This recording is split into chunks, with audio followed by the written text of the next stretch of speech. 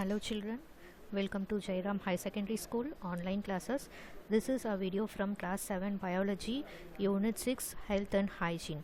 Children, I hope you all have viewed the previous parts of this lesson. In the previous videos we have discussed about cleanliness and hygiene and the definition of personal hygiene and community hygiene. Also, we have discussed about the kinds of sickness such as communicable diseases and non-communicable diseases. So, communicable diseases which can spread from one person to another person. So, we have seen many examples of communicable diseases, and also we have seen examples of non-communicable diseases which do not spread from the infected person to the other person. So, in this video, we'll continue with the topic safety and first aid. So, what is safety?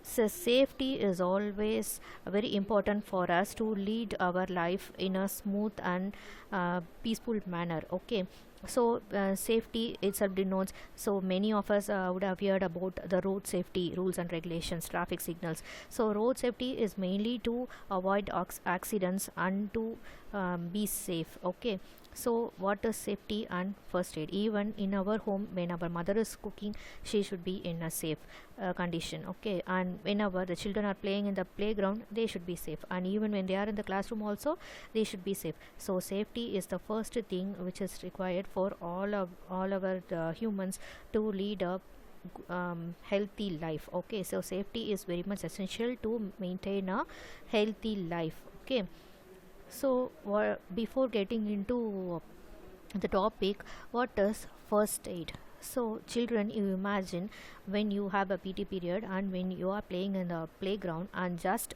due to the carelessness or sometimes due to some other reasons you fell down and you may get hurt. So what is the thing immediately done by the teacher or by your friends? So immediately they will give first aid. So first aid, they will apply some kind of antiseptic like Dettol, and they will clean the wound, and they will apply some kind of antibiotics or any kind of ointments on your wound. So this is done to prevent you from further more kind of sickness. Okay, and likewise when your mother is cooking in your home in the kitchen, suddenly she may face a kind of burn in her hand. So immediately she will wash that with the help of cold water and apply some kind of ointment such as burn oil. Okay, so which can get rid of that pain from, and she can get a relief from that burn. Okay, so these are all the things called first aid. And here comes the definition of first aid. For first aid is nothing but it is an immediate treatment given to the victim. So who is this victim? So who has been affected, that person is called as a victim. Who has fallen down from the ground while in a PT period, or the mother who was affected with a kind of burn while cooking, so the person is called as victim here. So the immediate treatment given to victim of trauma or sudden illness. So what do you mean by trauma? It is an unexpected accident. So accidents are mostly happening due to carelessness, or it is an unexpected thing happening. So that condition is called as a trauma. So trauma, or it may be due to sudden illness. So before medical help is available, so before we are getting into the medical help, before we are going to a doctor or before going to a hospital, this treatment given to cure before medical help is available, so that is called as first aid. So first aid is an immediate treatment given to victim of trauma or sudden illness before medical help is available. So children, have you ever seen this kind of first aid box? So you just remember where you have seen this kind of first aid box. So you may seen in your classroom, or in your school principal room or office room, or you can see in school buses. So first aid kit. So first aid kit is very much essential. So what are the things present in the first aid kit? So you may have a kind of cotton and some kind of bandages, scissors, and some necessary tablets and antiseptic fluid like Dettol. So these are kind of the components of a first aid kit. So the first aid, what for it is given? What is the necessity of giving first aid? The first aid is given to save life. So immediately when the person has fallen down while playing, or the person has met with an accident, or the person suddenly falls ill due to some kind of illnessness, so in order to save the person's life, this first aid is given. And also the first aid is given to prevent further bleeding.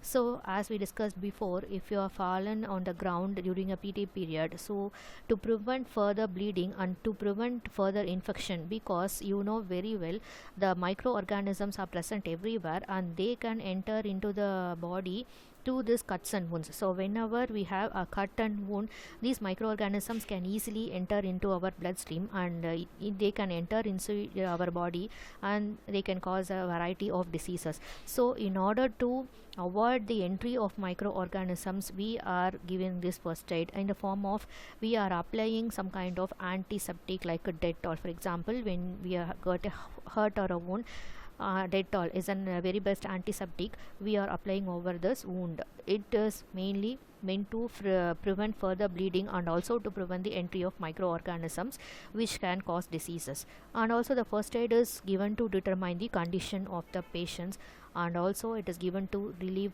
pain, and also to provide a medical care available at the earliest.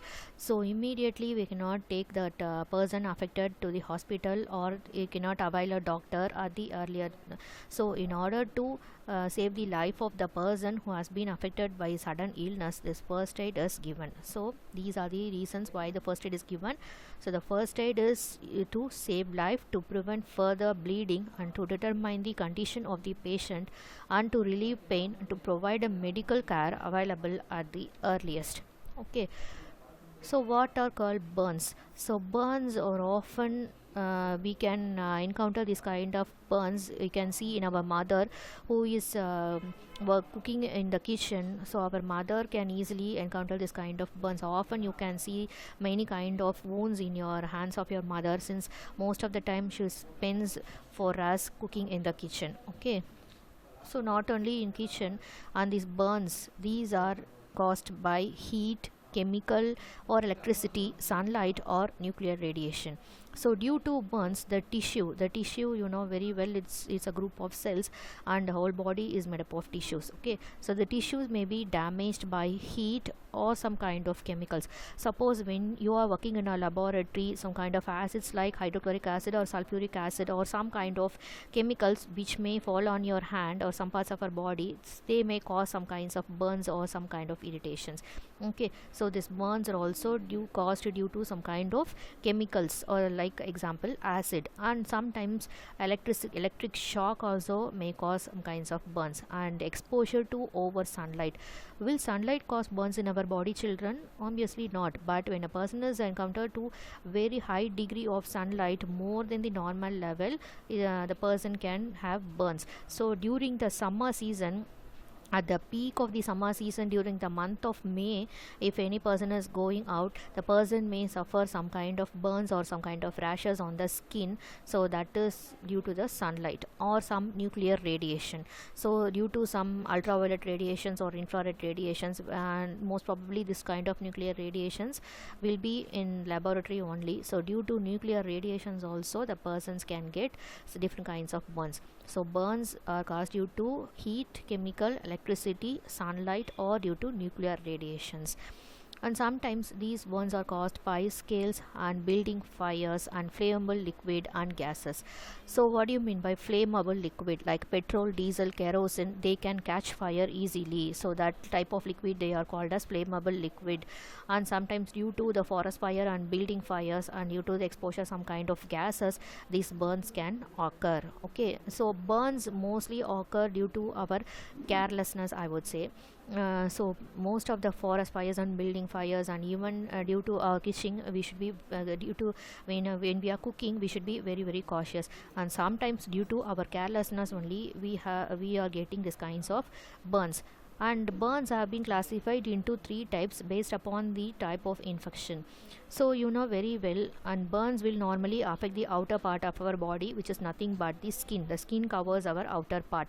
So the skin is made up of 3 type of layers. The outer layer of the skin is called epidermis, and the next layer to the epidermis is called as dermis and or hypodermis, and the innermost layer to the skin is called as lower epidermis. So below the lower epidermis, we have muscular tissue, and these muscular tissue and our skin all joined together with the help of tendons. And below the muscular tissue, we have a hard substance called as a bone. Okay, and So these kind of skin may get damaged. So skin is made up of three type of layers: epidermis, dermis, and hypodermis, and then lower epidermis. So based upon the type of infection, the burns are being classified as first degree burns, second degree burns, and third degree burns. So in the first degree burns, it affects only the outer layer, which is nothing but the epidermis. So the outer layer of our skin, the outer layer of the skin is called as epidermis.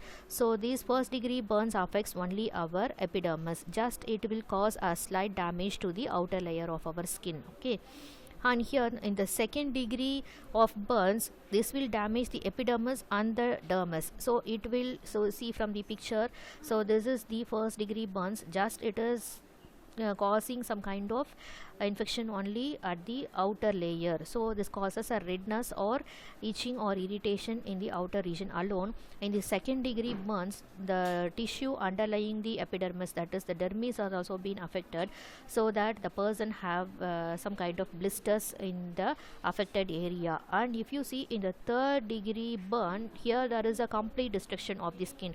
So all the three layers of the skin along with the muscular tissues will be getting completely destructed. So these kind of burns are called third degree burns. Okay, so based upon the type of infection, the burns are being classified into first degree, second degree, and third degree. So in third degree, there is a damage underlying the tissues, and these kind of people who are affected deeply with the third degree burns, they require skin grafting. Skin grafting is a process where there is a replacement of a skin from some other parts of the patients or some other persons. Okay, so the skin from the same person who has been affected with the burn, or the skin from some other persons who has the matched group of grafts, so the skin can be replaced, or the skin can be replaced to the infected area. Okay, so that the skin will be growing again. So skin contains a number of cells, so which is capable of continuous cell division, and the skin may be replaced. So that process is called as skin grafting. So skin grafting is required only the patient has been affected with third degree burns. Okay, so these are the types of burns. So what is the first aid given for burns? Okay, so when there is a minor burn, suppose simply when cooking or using some kind of chemicals in the laboratories, when there is a minor burns, just immediately we should wash the affect area with cold water, and never ever use ice cubes for burns. Okay, ice cubes will not cure any kind of burns, instead it will increase the temperature of the affected area. So you should not use ice cubes for burns. So instead you have to wash the affected area with cold water. So since cold water will reduce the temperature of the affected area, and it will be slowly reducing the pain of the infected person. And after that, after washing with cold water for some time, then we have to apply an antiseptic cream. So antiseptic cream is applied to avoid the entry of microorganisms, as I said earlier. Okay, so antiseptic cream should be applied, and never avoid using some kind of oils or kind of butter on the infected area of due to burns. Okay, we should not apply any kind of oil for burns, since it will make the burns more complicated. So we should not apply any kind of oil, butter, ghee on the affected area. We have to just wash with cold water, and after that we have to apply an antiseptic cream over the affected area. And in the case of severe burns, the blisters appear on the surface of the skin. Here the usage of water should be completely avoided. In the case of severe burns, the burnt area should be covered with a clean non-sticky cloth or bandages. So the cloth should not stick to the surface of the skin, since if it is sticking to the surface of the skin on during removal, most of the tissues will be getting damaged. So we should use a non-sticking cloth or bandages to cover the burnt area. This is also to avoid the entry of microorganisms due to the burnt area. Okay, And next, always it is very important to keep a fire extinguisher. So this kind of fire extinguisher you can see in all the places, all the public places, like in your school and in any type of offices or institutions, or in the theaters, or in malls, or in hospitals. So most of the public places, they used to have a fire extinguisher. So always we should have a fire extinguisher filled with gas properly. Okay, so these are the types of first aid given for burns. And immediately we should seek the help of a medical practitioner. That is, we should go to a doctor immediately once after we get a burnt. Okay, and we should not do any kind of self medication for the purpose of burning. So if we are having a minor burns, just applying an antiseptic cream will be very effective. In case of severe burns, immediately we should go to a doctor. Okay, and here comes the fire extinguisher. So we can see what is the operating instructions of a fire extinguisher. So have you remember this kind of thing in your school or in some malls or in theaters? So this fire extinguisher is used to put off the fire. So when there is a more amount of fire, so this fire extinguisher can be useful for putting off the fire. So what does this fire extinguisher contains, how it is turning off the fire? So this fire extinguisher is filled with a special type of gas, which is nothing but carbon dioxide, or sometimes it may be nitrogen. So this carbon dioxide gas will be putting off the fire. And you know very well, oxygen is important for burning. So burning, when there is a process of burning, it requires the presence of oxygen. So this carbon dioxide will turn off the flame by decreasing the amount of oxygen in the fire. Okay, so this fire extinguisher will be completely filled with carbon dioxide gas. And we have a PASS system of instruction, PASS. Simply we can say it is a past operating system. So first thing, this is a nozzle, and here you have a pin. You have a pin and you have a nozzle here, and you have a tube here filled with that cylinder. Okay, it is a cylindrical shape. And first thing, you have the pull the pin. So this pin should be pulled out. Pulling, you know very well. So you have to pull the pin and hold the unit upright. So this is the proper position to hold the fire extinguisher. First thing, you have to pull the pin, and second thing, you should aim. So standing nearer to the fire may prove to be very dangerous. So once you are using a fire extinguisher, before putting off the fire, you should find a way for your exit also. So that is a precautionary measures you have to see to safeguard yourself from the fire. So before putting off the fire, you should find a way to exit also. And you have to stand some several feet back from the fire. You should not be very close to the fire. You have to stand back several feet from the fire and aim the nozzle at the base of the fire. So you should not squeeze the gas on the top of the fire. You should aim at the base of the fire. So since if you are putting off the fire at the base part, the fire will be completely turned off. Okay, so aiming is the second step. So you have to stand back several feet from the fire and aim the nozzle to the base of the fire. And the third step is squeeze. So squeeze the operating lever. So this is the operating lever. So here you can see the third level, squeeze the operating lever. It's like just punching. Okay, so squeeze the operating lever to release the extinguisher agent. So this is filled with pressurized agent. Gas is filled with pressure. So in order to release the pressure, you should squeeze the nozzle. Okay, once you are squeezing the nozzle, this carbon dioxide gas will be coming out. So fire will initially flare, but keep squeezing lever. So when immediately if you are squeezing the gas, the fire will be burning more only, but you should not get afraid of that.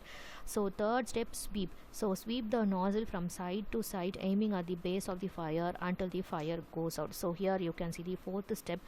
So once you are squeezing out the carbon dioxide gas out of the cylinder, so this carbon dioxide gas will put off the fire. So these are the 4 steps involved while using a fire extinguisher. This is simply called as a PASS system. So first thing, you have to pull the spin, and third one you have to aim to the base of the fire, and you have to stand several feet apart from the fire, and before that you should find a way to exit also. And third thing, you should squeeze the operating lever to release the extinguishing agent. The extinguishing agent is nothing but the carbon dioxide gas filled inside the cylinder. Okay, so initially the fire will blow up, and continuous squeezing of the carbon dioxide gas over the fire will decrease the level of oxygen in the fire, which is responsible for the burning process, and the fire will be put off completely. So this working of a fire extinguisher is clearly depicted here.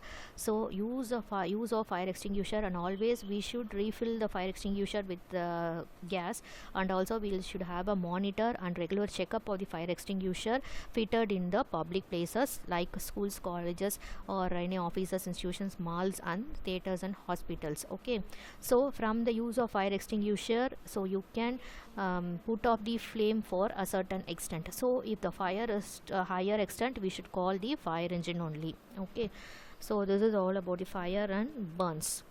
Next, coming to cuts and scratches.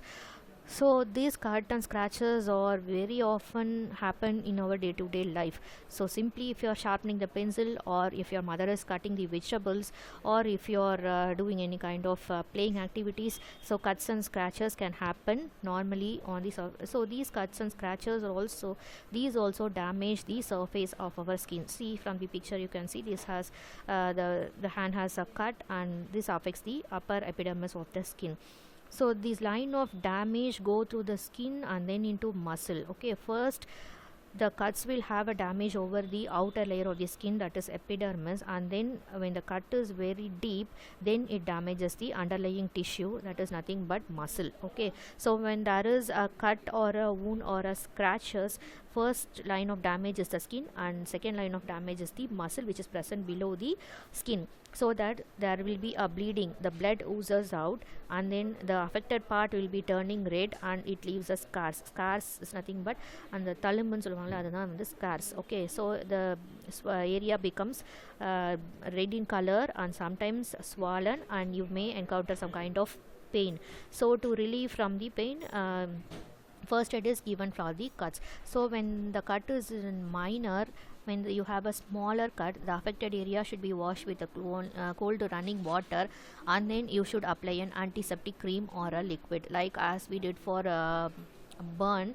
So here also applying of an antiseptic cream or a liquid will prove to be a very effective method for minor cuts. When the cut is very deep, so then you should use a sterilized bandage. So in the case of deep cut, you have to keep a cotton pad over the affected area, and then you have to press it, and you should wear a bandage over that, and immediately you should take the affected person to the hospital for the doctor. Okay, to the doctor. So in case of minor cuts, the first aid can be given like it should be washed with clean water, and then some kind of antiseptic liquid like Dettol should be applied, and antiseptic cream can be applied to avoid the entry of microorganisms. So or any kind of antiseptic liquid can be given, and some kind of medicines can be given to relieve the pain also. And when the cut is deep, you should use a sterilized bandage to cover over the cut, and when there is a deep cut, it should be covered with a clean cotton pad, and then it should be put, under the sterilized bandage, and the person should be taken to the doctor immediately for the medical help. Okay, so here you can see first aid for cuts and scratches. So this is an example of a minor cut. So when you have some soft minor cut, only the outer layer of your skin will be getting damaged. So in order to cure that, you can have an bandages filled with antiseptic. Okay, or if you have a deep cut, you have to press a cotton pad over the affected area to avoid from further bleeding, and then you should seek the help of a medical practitioner. So this is the first aid given for cuts and scratches. Okay children, so in this video we have seen what is first aid, what is safety and first aid, and what are the components of the first aid kit, and what is the necessity of giving the first aid.